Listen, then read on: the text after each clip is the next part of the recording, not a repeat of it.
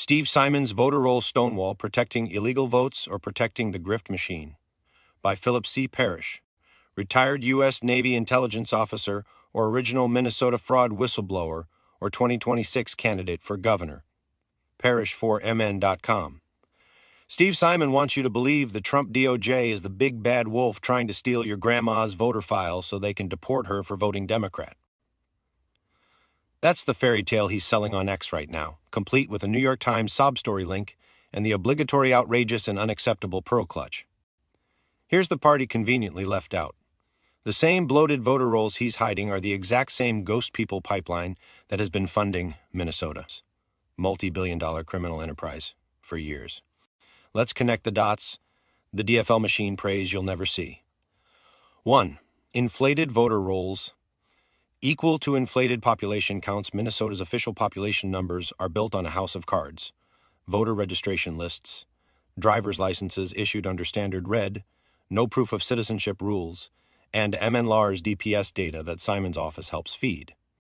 Those same inflated counts are what justify federal dollars flowing into every grift, from feeding our future $250 million stolen to the daycare fraud empire I started screaming about in 2018. Billions more vanished. 2. Ghost people equal to ghost meals equal to ghost kids equal to ghost ballots. Same fake names that claimed 50,000 phantom daycare meals a day are the same fake names that show up on the voter rolls. Simon is now shielding with his life. One ghost Abdullahi in Cedar Riverside can claim 300 daycare kids who don't exist. $3 million in federal reimbursements. Register to vote. No citizenship check required. Harvestable ballot. Get a driver's license. Used as proof of residency for the next round of fraud. Rinse, wash, repeat. Launder through a network of DFL-connected nonprofits. 3. Simon's privacy excuse is laughable when you remember who he works for. This is the same Secretary of State whose office accidentally mailed voter registration forms to 1,500 non-citizens in 2022, and then shrugged. This is the same administration that fought tooth and nail to keep driver's licenses for illegal aliens while reassuring us it won't affect voter rolls. This is the same Steve Simon who tried to throw Donald Trump off the Minnesota ballot in 2024 for insurrection, but now cries authoritarianism when the feds ask for the voter file to make sure dead people and non-citizens aren't voting. 4. The NYT article he's waving around doesn't mention Minnesota once. Zero.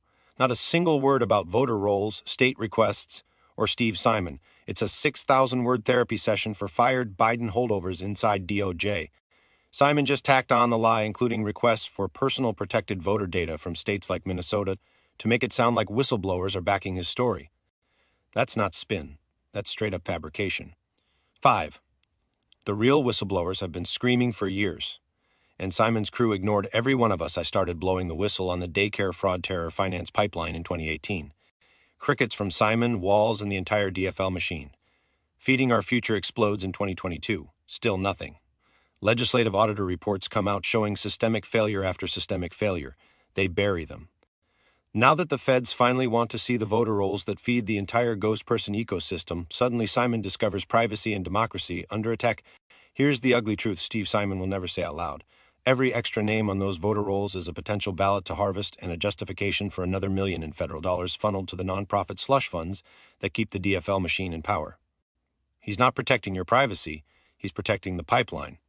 When the DOJ finally rips open Minnesota's voter rolls, and they will, we're going to see tens of thousands of registrations that have no business being there, and every single one of those phantom voters has been double dipping as a phantom daycare kid, a phantom SNAP recipient, a phantom Section 8 tenant, and a phantom ballot in a drop box at 3 a.m. Steve Simon can clutch his pearls and cry to the New York Times all he wants.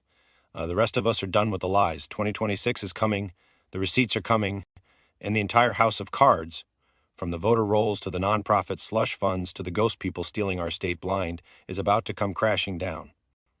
Keep hiding those rolls, Steve. Every day you stall is another day the evidence pile grows higher. See you in court, and see you at the ballot box.